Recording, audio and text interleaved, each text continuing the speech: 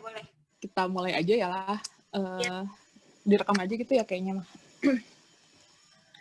Bismillahirrahmanirrahim. Innalhamdulillah nahmaduhu wa nasta'inuhu wa nastaghfiruh wa na'udzubillahi min syururi anfusina wa min sayyiati a'malina. May yahdihillahu fala mudhillalah wa may yudlilhu fala hadiyalah. Rabbi shrah li sadri wa yassir li amri wahlul 'uqdatam min lisani yafqahu qawli. Amin ya rabbal alamin. Oke. Ini adalah acara perdana aku, kok kagok ya, kayak kalau udah kenal tuh segimana gitu. Beda sama ngajar tahsin. Oke, kita bakal insya Allah belajar izin mute ya. Oh enggak, Tanisa, boleh. Jadi hari ini tuh insya Allah aku bakal sharing aja ya, maksudnya tuh tentang surat Al-Asr. Jadi tadaburnya surat Al-Asr itu kenapa sih dia tuh jadi landasan sharing is caring? Kan kita kalau misalnya disuruh sharing tuh kadang-kadang malu, terus aku mah apa atuh gitu, aku mah emangnya siapa gitu. Ternyata sharing itu adalah bentuk tanda kepedulian kita gitu kepada sesama muslim, ya kepada sesama umat gitu, sesama makhluk Allah gitu. Dan itu tuh landasannya salah satunya tuh adanya di surat Al-Asr gitu. Mau tahu kayak gimana? Aduh, sambil ngomong ya, pokoknya mah kalau misalnya ini sambil ngobrol aja, nggak kayak satu arah gitu, ya. Oke, izin share screen ya. Nah, kenapa sih aku teh kayak akhir-akhir ini teh suka banget gitu ya tadabur gitu. Emang tadabur teh apa gitu kan. Nah, jadi tadabur itu Allah tuh ini landasannya tadabur. Allah tuh bilang di Quran surat Shad ayat 38, surat Shad surat ke-38 ayat 29. A'udzubillahi minasyaitonirrajim. Kitabun anzalnahu ilaika mubarakun liyadabbaru ayatihi waliyatadzakkaru ulul albab. Nah, artinya kitab Al-Quran yang kami turunkan kepadamu penuh berkah agar mereka menghayati ayat-ayatnya dan agar orang-orang yang berakal mendapat pelajaran. Nah, di sini tuh Allah menggunakan kata yadabbaru. Itu tuh adalah asalnya kata tadabur ya, yadabbaru. Tadabur itu apa sih? Tadabur itu dia beda sama tafsir. Jadi kalau misalnya tadabur itu adalah personal dan itu berasal dari diri kita gitu. Walaupun memang ketika mengambil tadabur kita nggak boleh tiba-tiba aja langsung itu dari pikiran kita. Kita harus tetap berlandaskan dengan tafsirnya supaya apa? Supaya nggak meleset kayak gitu.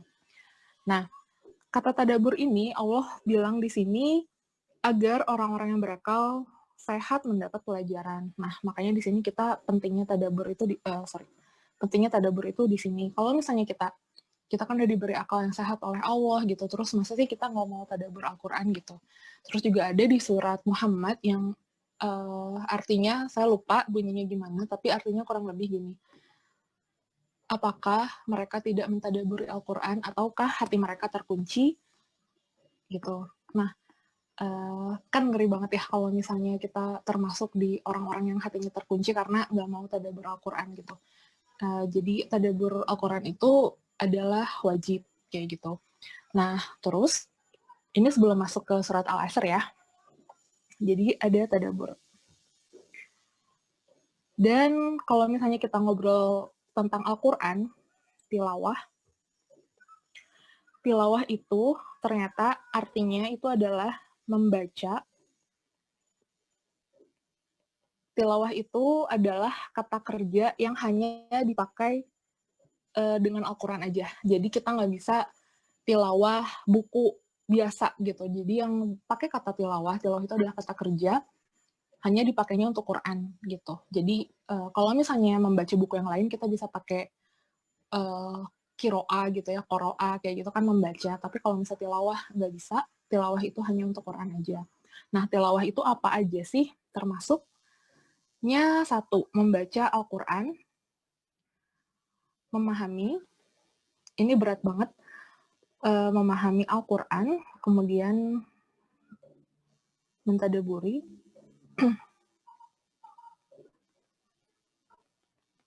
dan satu lagi mengamalkan.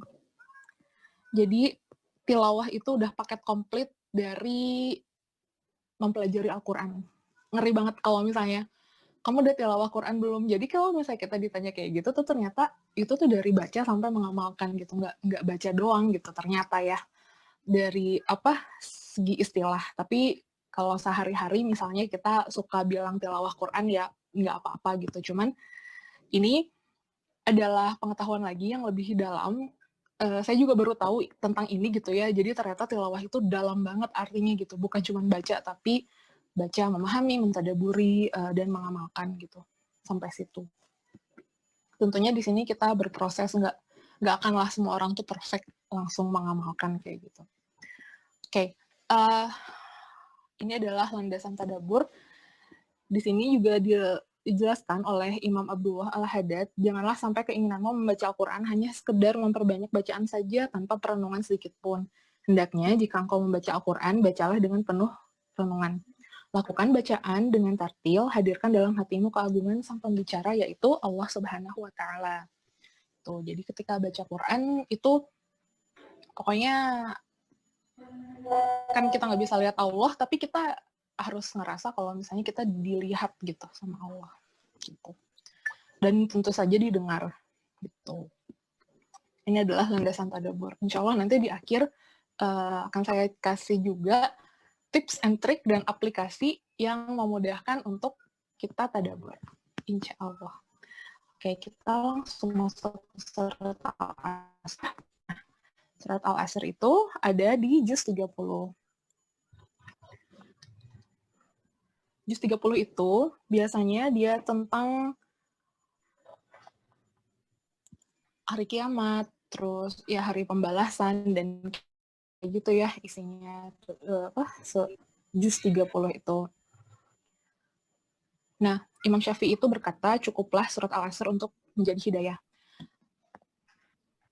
Dan kalau misalnya kita lihat dari sirahnya, kalau misalnya ada dua sahabat bertemu, kemudian mereka berpisah gitu ya, maksudnya setelah bertemu terus pulang ke rumah masing-masing kayak gitu,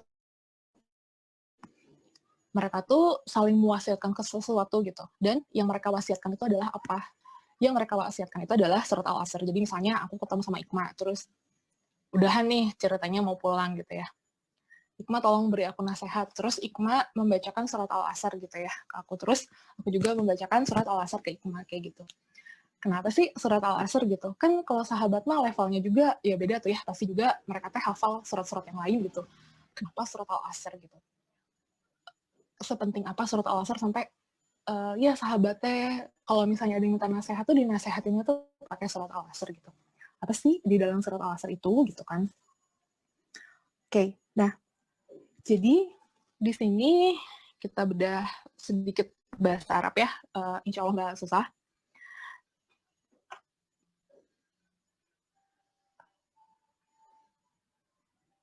Wal asri, demi waktu. Kalau ada wawu di depan ayat itu dia berarti artinya demi, bukan dan. Kalau misalnya dan itu pasti di tengah-tengah kalimat. Tapi kalau misalnya di awal ayat, di awal surat itu pasti sumpah gitu ya, artinya demi. Nah, kemudian kalau misalnya Allah menggunakan kata sumpah atau wa itu, Allah itu di sana benar-benar menunjukkan hal yang luar biasa gitu. Jadi ya kan sumpah itu nggak mungkin dong kita bersumpah terus belakangnya ujungnya sesuatu yang ecek-ecek gitu kan, nggak mungkin ya. Apalagi ini Allah gitu.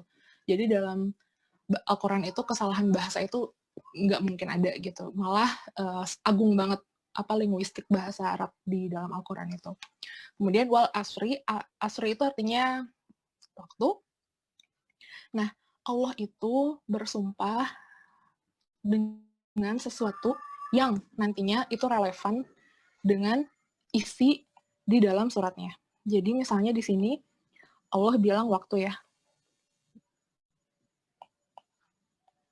Di sini Allah bilang demi waktu.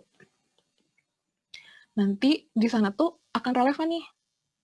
Kenapa sih Allah tuh bersumpah demi waktu? Nanti bawahnya tuh apa gitu? Kenapa Allah bersumpahnya demi waktu? Nanti tuh akan relevan semuanya. Jadi di sini Allah bersumpah dengan waktu, demi waktu.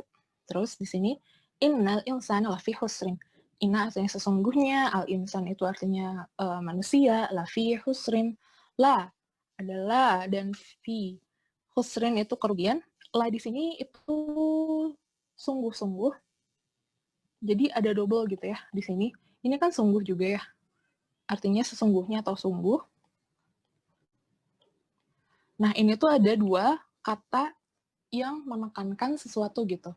Jadi betapa manusia dalam kerugian banget gitu lah. Kalau misalnya kita terjemah bener-bener pakai semuanya, karena kata sungguhnya ada dua, jadi benar-benar manusia dalam kerugian gitu.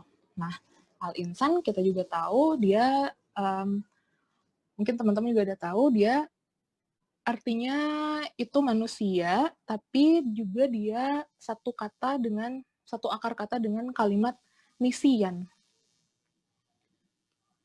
Artinya lupa. Jadi ya lupa emang sifatnya manusia gitu. Gitu ya. Nah, saya bakal di sini tuh penekanan dari arti kata sungguh. Kayak gitu. Oke. Nah, innal insana lafi husrin. Oke, kita rugi. Kenapa kita ruginya gitu? Illal ladzina amanu wa 'amilus sholihati. Allah tuh nggak ngasih kenapa kita rugi gitu. Tapi Allah ngajak kita berpikir di ayat selanjutnya. Illal ladzina amanu, kecuali orang yang beriman dan beramal soleh. Wa tawasau bil haqqi wa tawasau bis sabr. Dan juga berwasiat dengan kebenaran dan berwasiat dengan kesabaran. Illal ladzina amanu, kecuali orang yang beramal soleh.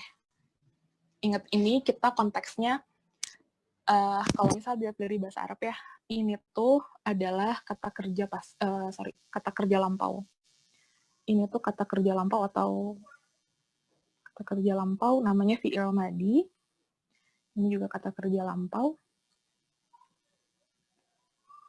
Kebayang nggak sih? Jadi itu tuh nanti kita ngehnya, kita tuh termasuk yang rugi bukan nanti kita di akhirat gitu. Illal ladzina amanu, kecuali orang yang dulu beramal soleh, dulu beriman dan beramal soleh gitu. Dan seterusnya ini juga sama, kata kerja lampau.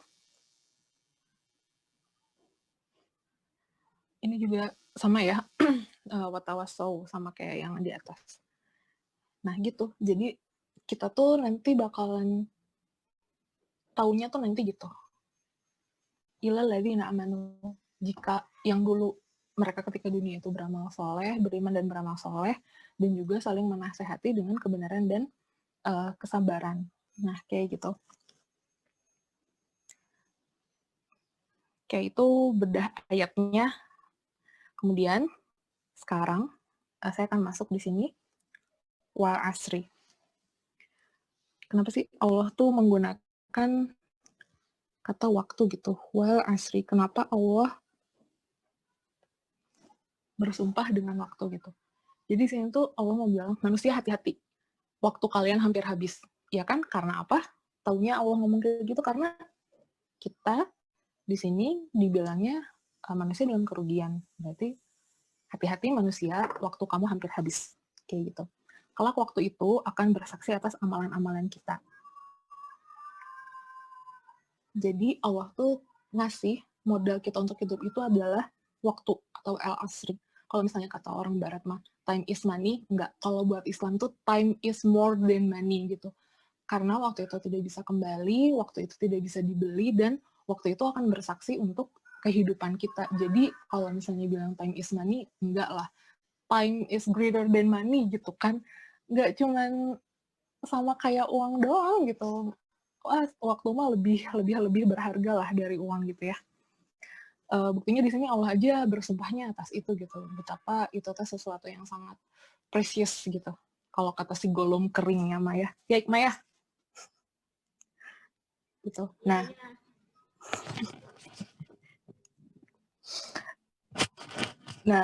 karena di sini kita dibilangnya kan apa sih? Innal insana lafi khusrin. Innal insana lafi khusrin. Khusrin, kerugian. Nah, kerugian di sini tuh Allah kan bilang ya di sini inna sesungguhnya itu udah 2 nih, hampir habis, sesungguhnya waktu hampir habis dan kalian tuh dalam kerugian. Jadi udah pasti kita tuh bakal rugi, pasti rugi, nggak untung gitu. Nggak untung, pasti rugi karena kan waktu selalu berkurang, nggak mungkin bertambah kan waktu kita di dunia ini gitu. Nah, kerugiannya itu dalam bentuk apa sih? Kita rugi kalau kita bisa dibilang rugi kalau apa gitu kan. Kalau misalnya kita lupa sekitar. Kalau kita tuh nggak belajar dari masa lalu atau dari sirah gitu ya maksudnya di sini. Kalau misalnya kita nggak mau dan kita menutup mata gitu ya, tidak mau belajar, itu tuh rugi gitu. Itu adalah waktu yang hampir habis, terus nggak ngapa-ngapain kita tuh gitu. Udah tahu waktunya habis, terus waktunya nggak dipakai dengan baik gitu. Nah jadi hati-hati di situ. Kemudian di sini semua manusia kan pasti rugi nih, pasti rugi. Kecuali orang-orang yang beramal soleh, beriman, dan saling mengingatkan atas kebenaran. Jadi, ini pasti rugi nih, semuanya. Tapi, kan ada kecuali nih. Kecuali apa? Orang-orang yang beriman. Orang-orang yang beriman, orang-orang yang beramal soleh,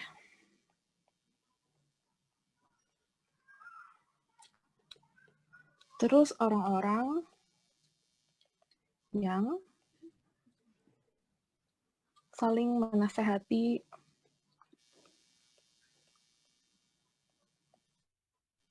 dalam kebenaran dan kebaikan. Dalam kebenaran dan kesabaran ya di sini. Dan kesabaran.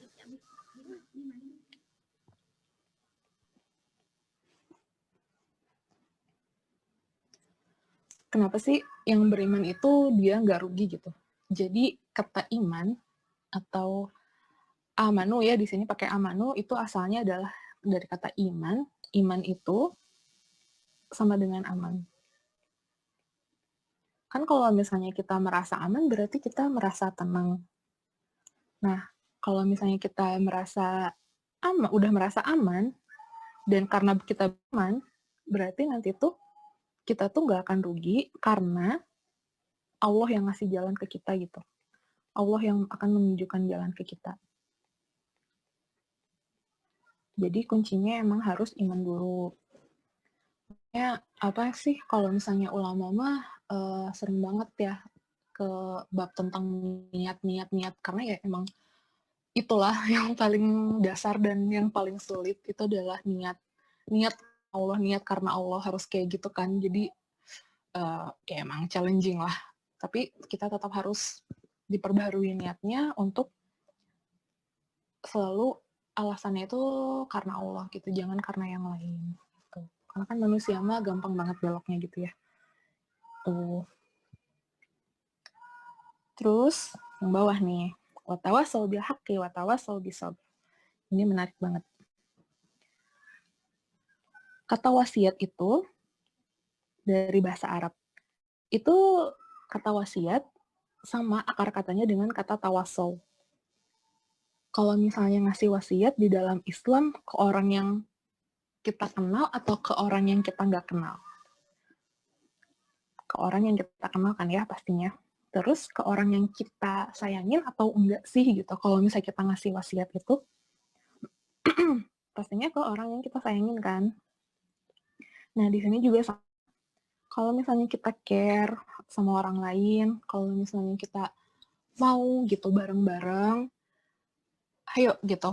Watawasau bil haqqi watawasau bil haq, saling mewasiatkan pakai pakai arti yang arti yang harfiahnya ya, secara harfiahnya. Tapi kalau diterjemahkan di sini saling menasehati gitu. Nah, misalnya dan saling mewasiatkan dalam kebenaran dan saling mewasiatkan dalam kesabaran kayak gitu. Jadi kita tuh saling menasehati, saling mengingatkan atau sharing gitu ya, kayak acara kita hari ini itu karena apa? Karena kita tuh peduli sama yang lain kayak gitu. Kita tuh nggak mau kita tuh nggak mau nanti di akhirat tuh celaka kayak gitu kan. Jadi kita saling menasehati, saling mewasiatkan satu sama lain.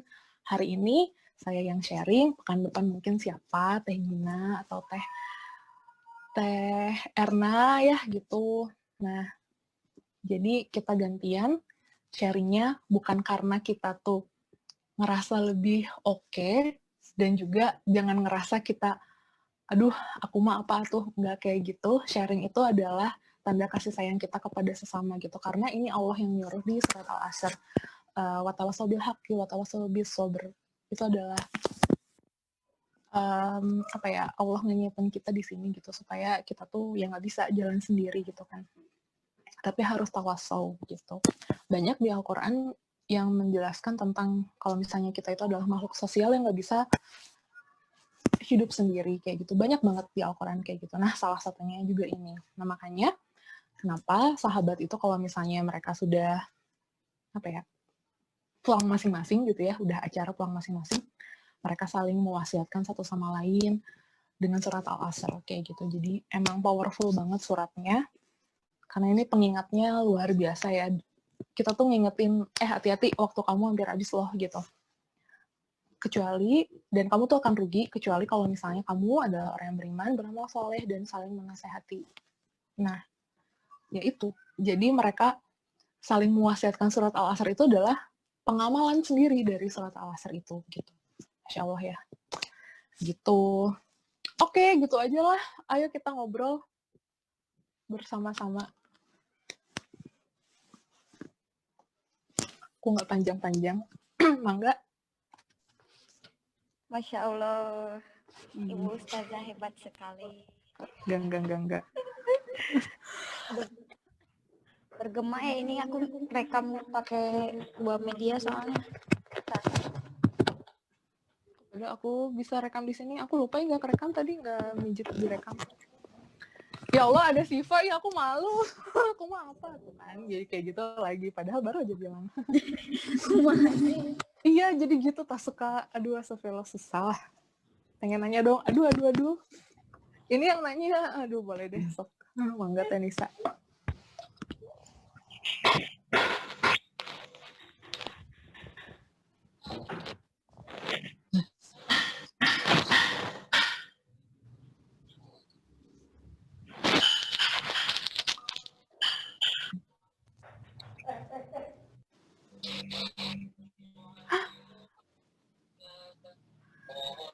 Waduh. Terus program untuk bisa mencari. Oke. Kalau ngaji sehari berapa banyak? Aduh, jangan ya, kayaknya amalan sehari-hari biasanya nggak di-share. Oh, Masya Allah. Kayaknya aku mah nggak nyampe sih, Wanjus. Jadi gini, tadabur, baca Quran, atau mempelajari Al-Quran. Jadi nggak fokus ke tadabur. Oke, nggak apa-apa. Jadi itu apa sih yang namanya belajar Al-Quran, belajar agama, itu nggak ada yang salah. Mau belajar mulai dari tadabur, mau belajar dari tahsin, mau belajar dari memperbanyak tilawah gitu ya. Nggak ada yang salah. Kalau misalnya dirasa kita mudahnya dari sini nih gitu, ya udah mulai aja, nggak apa-apa, terusin, lanjutin. Jadi itu tergantung gimana kitanya. Kalau misalnya saya sendiri, kadang-kadang pertamanya itu karena ini sih, kehilangan semangat dalam membaca Al-Quran gitu. Dan kadang-kadang kita tuh selewat aja kan baca gitu. Kadang baca artinya, oke gitu. Tapi udah berhenti sampai di situ aja gitu. Terus setelah belajar bahasa Arab Al-Quran, bukan bahasa Arab yang sehari-hari percakapan yang kaifah halut gitu ya, bahasa Arab Al-Quran, oh ternyata kaya banget ya bahasa Al-Quran itu gitu. Jadi sekarang itu ketika baca Quran tuh lambat karena jadi apa ya, oh ini tuh kata kerja ini kenapa ya pakai kata kerja ini, jadi kita ngulik gitu. Kita baca artinya, kita baca Quran, terus kita baca artinya, terus kita jadi pengen tahu nih tafsirnya apa gitu. Terus nanti di aplikasi juga ada kan tata bahasa kayak gitu gimana. Gitu, Teh Nisa. Terus kalau misalnya cara tadabur, biasanya kalau saya ikut format, pertama kali itu ikut format dari Quran Journaling. Jadi di Quran Journaling itu ada format untuk tadabur Quran. Nah, formatnya itu, bentar ya, saya pernah bikin presentasi.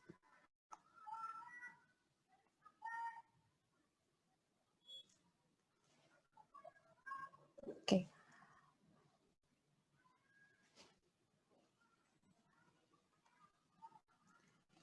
Nah, pernah tuh jadi kayak gini nih. Nah, kayak gini. Jadi halaman 1 itu tulis ayatnya, sama bawahnya tulis artinya.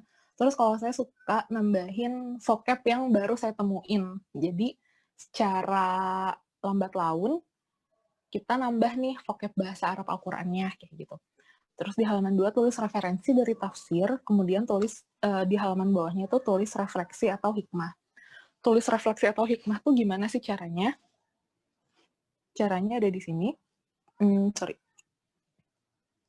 Nah, caranya tuh di sini. Jadi misalnya kita baca ayat, apa aja pelajaran yang penting dari ayat ini, terus gimana ayat ini tuh bisa menambah keimanan kita kepada Allah, gimana saya bisa mengamalkan sesuatu dari ayat ini, terus informasi apa aja sih yang mengubah perspektif kita dari ayat itu, kemudian bagaimana kita bisa jadi lebih baik setelah belajar ayat ini.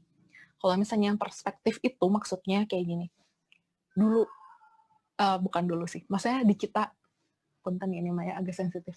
Aman ya di sekitar. Misalnya ya, masyarakat stereotype kita zaman sekarang itu kan malu kalau misalnya laki-laki tuh tinggal di rumah mertua perempuan gitu ya. Maaf banget ini mah. Malu kayak gitu kan kita tuh. Tapi kita tuh lupa gitu. Itu tuh dilalui oleh Nabi Musa loh. Nabi Musa tuh tinggal di rumah mertuanya, tinggal di rumah orang tua istrinya gitu kan. Tapi kita sekarang tuh stereotype kita tuh apaan sih cowok kok tinggal di rumah mertuanya kayak gitu loh. Jadi dengan belajar Al-Quran, dengan belajar sejarah, dengan belajar yang lain, kita tuh bisa mengubah perspektif bahwa nggak semua stereotip yang menurut kita itu tuh benar, tapi menurut Al-Quran tuh benar, enggak gitu, enggak semua stereotip kita itu tuh disetujui oleh Al-Quran gitu, enggak kan. Jadi dengan belajar, kita tuh jadi nggak mudah untuk menjudge juga sesuatu, apapun lah pokoknya mah. Kayak gitu. Lebih berhati-hati dalam, bahkan berpikir pun jadi lebih hati-hati gitu. Oh, Quran bilang nggak boleh tuh kayak gitu kan. Nah, jadi lebih kayak gitu. Kalau tadabur. Terus, penunjang untuk tadabur, ini sekalian ya. Kan udah tuh tadi misalnya ya, nulis ayat, nulis artinya, itu bisa dicari di Quran. Kemudian tulis referensi di tafsir. Kita merasa kesulitan mendapatkan buku tafsir, misalnya kalau kita nggak punya, syukur-syukur kalau kita punya buku fisiknya, tapi itu tuh kan mahal sekali, dan pokoknya mah itu juga adalah harapan kita semua ya kayaknya, semoga kita bisa ya punya buku fisik tafsir Ibnu Katsir gitu kan, kayaknya seru. Tapi jangan sedih, zaman sekarang tuh udah canggih dan ilmuwan orang Islam, mana ya? Oh ini. Itu mereka ngulik banget bikin aplikasi yang di dalamnya itu ada tafsirnya, ada grammar linguistik, dan catatan ulama bahkan kayak gitu. Nah, ini salah satunya yang sering banget saya pakai karena lengkap banget kalau ini. Jadi ini namanya Quran Hive. Uh, Quran Hive aplikasinya gratis dan ringan, cuman kalau dibuka emang harus connect internet aja. Jadi dia ngedownload datanya ketika kita gunakan, bukan jadi nggak bisa dipakai offline gitu ya. Ini mah. Misal kita ke surat Al-Asr yang tadi kita bahas. Asr. Kok aku sih? Al-Asr.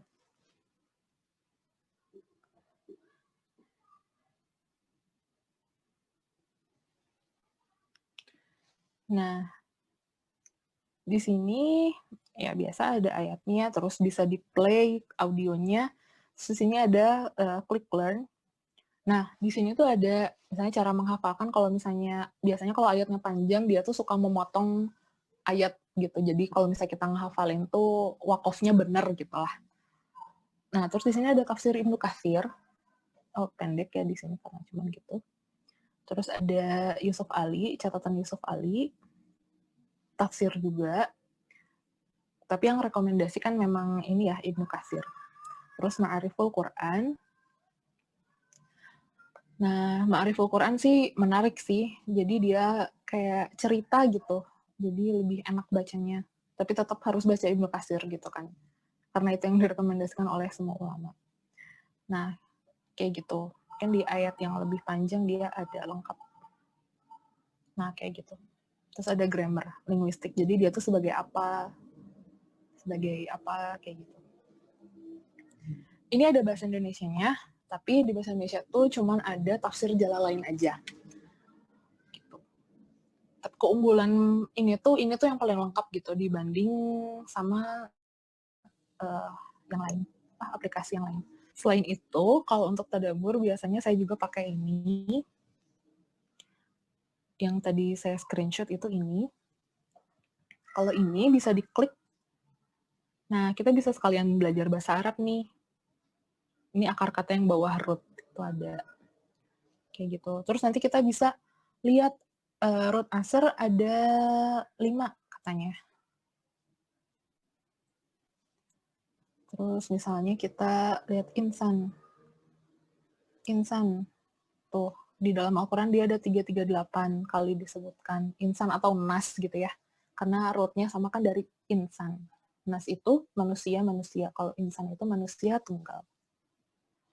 Gitu. Jadi menarik. Bisa jadi kayak Ustadz Adi gitu kan. Ustadz Adi kan ini disebutkan berapa kali dalam Al-Quran. Kayak gitu kan kalau misalnya ceramah suka senang. Terus, ini dia. Ini tuh aplikasi Quran Tadabbur yang binaannya Ustadz Firanda Adirja.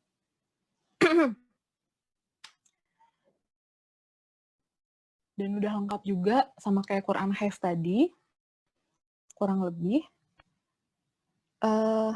Ada beberapa tafsir yang kita bisa baca, dan ini aplikasi semuanya gratis. Jadi tunggu apa lagi? Nah, di sini ada tafsir As-Sa'di, ada At-Taisir, ada Al-Muyassar, ada Ibnu Katsir. Gitu. Lengkap. Nah, ini kalau misalnya, ini enak juga sih dibacanya. Nama aplikasinya Quran Tadabbur. Simple banget. Nama aplikasinya memang menggambarkan kegunaannya gitu ya. Quran Tadabbur gitu. Nah, terus di sini juga bisa nih keutamaan Al-Quran, ada pada pembaca Al-Quran, kita bisa lihat juga di sini gitu. Kayak gitu. Terus ini ada satu aplikasi yang seru. Ini mainan kayak Duolingo. Siapa yang suka main Duolingo di sini? Ini nama aplikasinya adalah Quranik.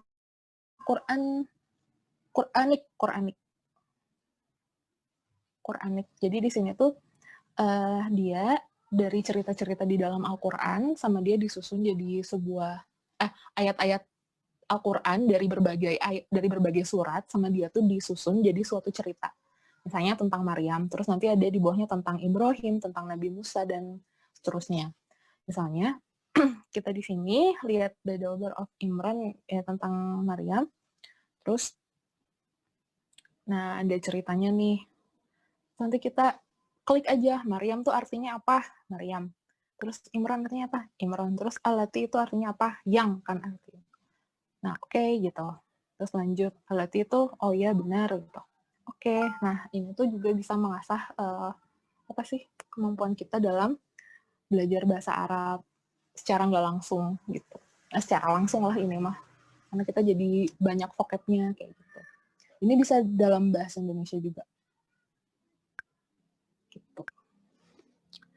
Oke, apalagi ya, itu aja sih. Ada lagi, saya jadi main.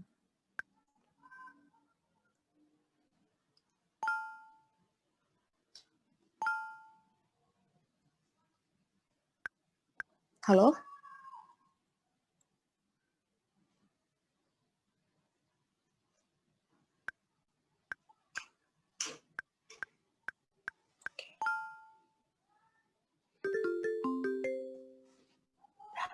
Gitu aja. Ayo, yang lain. Tenisa aja. Mudah-mudahan bisa nyari semuanya. Istiqomah dengan itu semua. Caranya biar istiqomah, berdoa sih. Cara yang pertama. Dan sadar gak sih kalau misalnya kita tuh selalu minta keistiqomahan loh sama Allah. Ada yang tahu? Kita tuh minta sama Allah, minta diistiqomahkan minimal 1 hari itu 17 kali. Iya benar, itu ada di dalam salat. Di kata apa coba? Ada yang tahu di ayat berapa?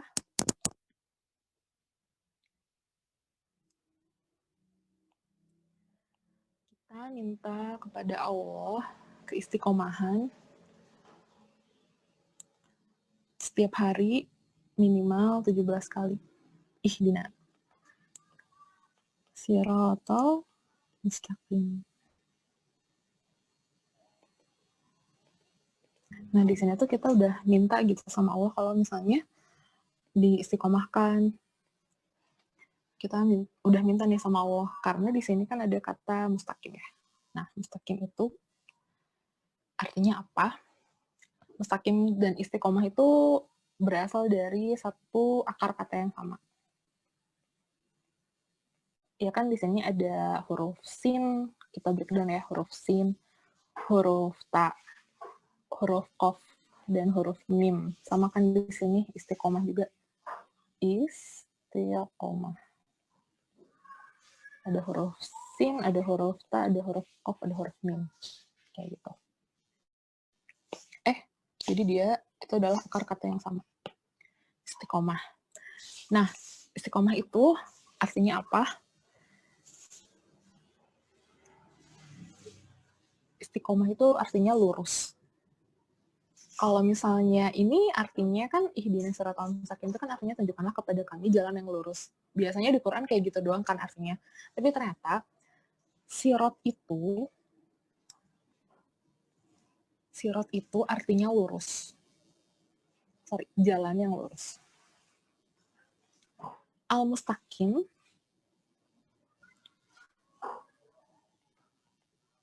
itu juga artinya lurus. Pertanyaannya, kenapa Allah di sini pakai 2 kata lurus? Bukannya itu pemborosan ya? Berarti nggak berguna dong salah satunya. Nggak kayak gitu kan. Kita tahu kalau misalnya Allah tuh mustahil melakukan kesalahan gitu kan. Jadi kalau misalnya sirat yang pertama di sini, sirat jalan yang lurus itu jalan lurus yang mendatar. Ini tapi Irma lagi. Ikma pasti lebih tahu sih karena dia kemarin ikut yang apa sih namanya? Ustadz Umar Mita ya. Pasti ini dibahas juga nggak sih? Nah, kalau al-mustaqim itu adalah jalan lurus yang menanjak. Jadi istiqomah itu jalan lurus yang menanjak. Dan itu kita minta setiap hari. Jadi caranya biar istiqomah, karena kita udah minta tiap hari, tapi pastiin kita tuh mindful pas mintanya. Kita bener-bener nggak minta gitu. Kita sadar nggak sih kita tuh minta itu gitu pas lagi sholat tuh gitu. Terus ya kita ikhtiar kalau misalnya kita doanya udah bener-bener mah, insya Allah Allah mudahkan gitu semuanya juga. Saya ngomong gini bukan berarti saya udah perfect dan melakukan itu semua tanpa celah gitu ya, tanpa celah. ya nggak gitu juga, ya kadang-kadang ada males kayak gitu. Dan kalau saya tadabbur juga memang kalau ditulis gitu ya, nggak tiap hari. Kalau ditulis paling seminggu sekali kayak gitu sih. Kalau untuk ditulis, tapi kalau misalnya baca, diem dan merenung gitu, ya diusahain pas tiap baca Quran kayak gitu sih. Tapi kalau bener-bener ditulis, itu mah seminggu sekali palingan juga. Udah enak ditulis gitu. Kadang-kadang kalau cuma dipikirin doang mah, aduh nanti teh lupa lagi gitu, atau nggak terlalu berasa. Dan cuman yang kita bisa tangkep tuh cuman yang kita pikiran aja. Tapi kalau nulis, pengalaman saya mah, kan asalnya dari mikir, terus kita tulis nih. Jadi pas nulis tuh banyak pikiran yang baru lagi gitu. Oh iya, oh iya, oh iya gitu. Ternyata kayak gini ya. Terus kita jadi nyari lagi, nyari lagi, nyari lagi kayak gitu. Kayak gitu sih. Jadi kalau misalnya mau dengan cara yang tadi, tulis ayat, tulis artinya, terus tulis referensi tafsir, baru hikmah yang bisa kita ambil dari ayat itu, ditulis aja. Seminggu sekali nggak apa-apa, 2 minggu sekali juga nggak apa-apa, sebulan sekali mah enggak gitu. Yang penting mah dicoba dulu aja gitu. Awalnya juga saya ngerasa, aduh apa tuh ya gitu. Tadabbur teh bukannya susah, tadabbur teh bukannya harus kayak gimana persyaratannya gitu. Ternyata enggak gitu kan. Karena yang memang apa ya, tafsir itu mah yang harus bahasa Arabnya harus bagus, terus bukan cuman bagus ya, emang levelnya beda gitu, advance banget gitu. Terus kayak misalnya ilmu-ilmu dalam Islam kayak misalnya fikih, terus usul fikih, terus hadis yang kayak gitu-gitunya juga emang harus memiliki ilmu itu kalau misalnya jadi ulama tafsir. Jadi kalau tadabbur mah enggak. Tadabbur itu perbuatan emosional pribadi. Dan Allah itu bilang di Quran juga itu buat kita gitu. Al-Quran itu untuk ditadaburi gitu. Jadi pastinya ya nggak ada batasan gitu kan, siapapun bisa melakukan tadabbur kayak gitu. Gitu teh.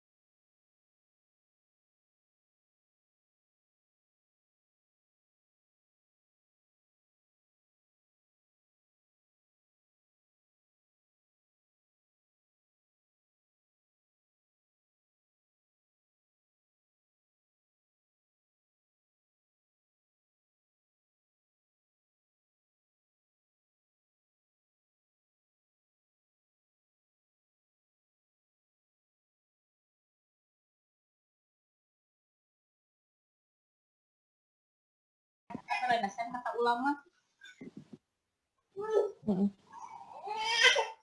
Terus kalau misalnya kita kan yang kadang kan ada ya kisah Nabi yang difilmkan. Terus di sana tuh di penggalan ceritanya kadang diselipkan ayatnya. Lalu itu tuh berkaitan dengan film yang ditampilkan.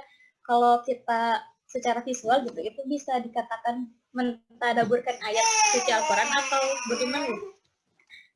Kadang kita kan jadi bisa ngambil hikmah, oh ayat dari itu maksudnya tuh kayak gini ya, gambaran visualnya dari film tersebut gitu yang kita tonton. Contohnya film Nusa Rara gitu. Tadabbur teh atau perkata dari suatu ayat yang ditelaah dari kata arti-artinya gitu.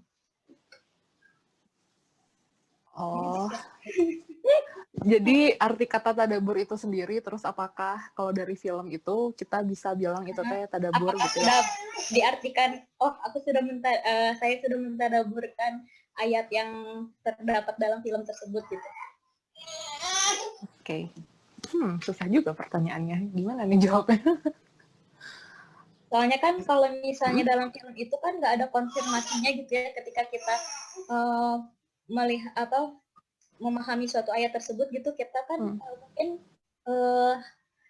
apa yang kita pikirkan dengan orang lain pikirkan mungkin kan berbeda pendapat gitu ya. Takutnya ada miskonsepsi gitu ke depannya atau gimana gitu.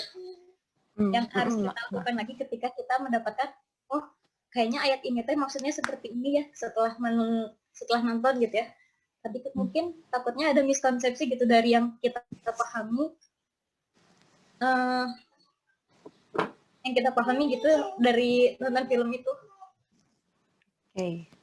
Bismillah, saya coba jawab ya. Susah ini pertanyaan, ya Allah.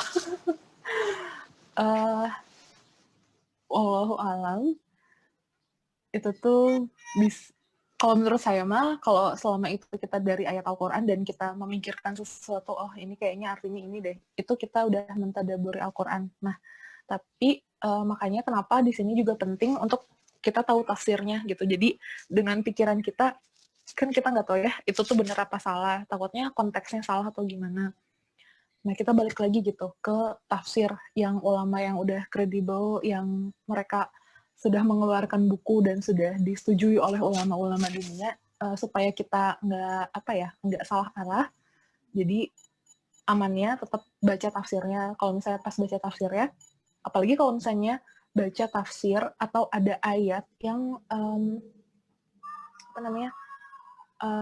itu tuh ada asbabun nuzulnya gitu ya. Semua ayat juga ada asbabun nuzulnya gitu. Nah, kalau misalnya lihat itu, kita pasti bisa lebih, oh iya kayak gini nih emang maksud ayatnya, berarti kita tadaburnya nggak salah gitu. Dan tadabur itu emang nggak bisa disalahin juga gitu.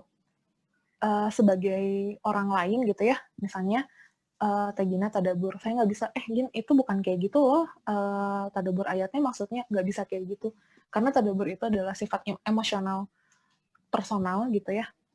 Jadi kita nggak bisa nyalahin juga, tapi kita untuk supaya kita nggak belok, maksudnya supaya kita tidak tersesat, kitanya yang harus melandasi dengan tafsir. Tapi orang lain nggak bisa menyalahkan karena itu adalah perbuatan emosional. Dan kadang-kadang misalnya dari satu ayat yang sama, kita keadaannya lagi seneng nih, kita baca ayat itu, kita tadaburnya gimana gitu, dan pikiran kita, oh iya gini gitu. Tapi ketika nanti kita sedang sedih terus baca ayat yang sama, itu bakal beda feel-nya. Nah, Al-Quran kayak gitu kan jadinya, tergantung kitanya gitu. Sama tadaburnya juga pasti bakalan berpengaruh kayak gitu.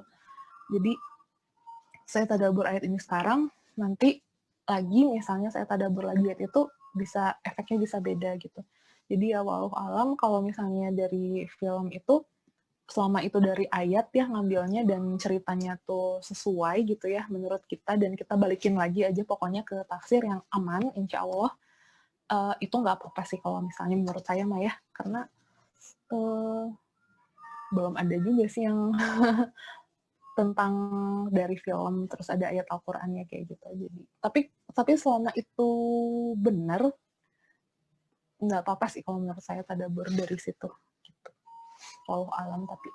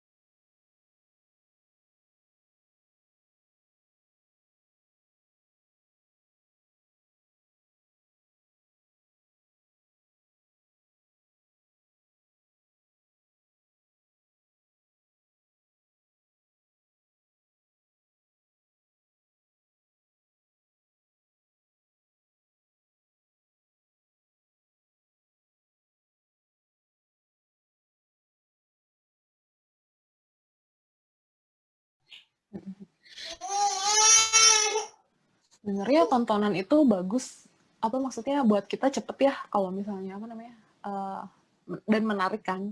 Iya. Kita bisa lebih, oh kayak gitu tuh artinya, apalagi dalam bentuk visual gitu. Buat orang-orang visual, Iya benar. sebenarnya bagus. Dan lebih mudah juga. Ya tapi tetap sih, cek aja gitu. Kalau misalnya ini ragu-ragu tentang ayat itu yang disebutin. Karena gini, apa namanya, kalau kata Ustadz Numan, bertanya tentang Al-Quran itu nggak apa-apa. Kalau misalnya, kenapa sih, ini ekstrim ya, punten. Kenapa sih kita harus sholat kayak gitu misalnya? Itu nggak apa-apa. Kenapa sih kita harus baca Quran? Itu nggak apa-apa. Quran itu emang beneran ya? Apa sih bukti benarnya Al-Quran itu nggak apa-apa untuk menambah keimanan, selama itu untuk menambah keimanan itu nggak apa-apa. Yang nggak boleh itu mempertanyakan Al-Quran, yang kayak tadi saya keceplosan, emang Quran itu benar ya? Nah, kayak gitu, yang kayak gitu kan yang nggak boleh. Tapi selama kita bertanya untuk menambah keimanan itu nggak apa-apa. Karena sepengalaman saya hidup di sini di Indonesia yang mayoritasnya Muslim, kadang-kadang kita udah aja disuruh-suruh aja kayak gitu tanpa kita dikasih dasar apapun gitu kan. Curhat kayak gitu. Jadi pas udah gedenya jadi bertanya-tanya, emang kita harus sholat ya kayak gitu. Jujur aja saya pernah ada di tahap itu. Emang kita harus ibadah atau kenapa sih kita harus sholat kayak gitu? Kenapa sih kita harus ibadah sama Allah? Kok Allah tuh pengen banget ya diibadahi gitu? Kok Allah tuh narsis banget ya? Kita tuh harus ibadah sama Allah. Saya pernah loh bertanya-tanya ekstrim kayak gitu.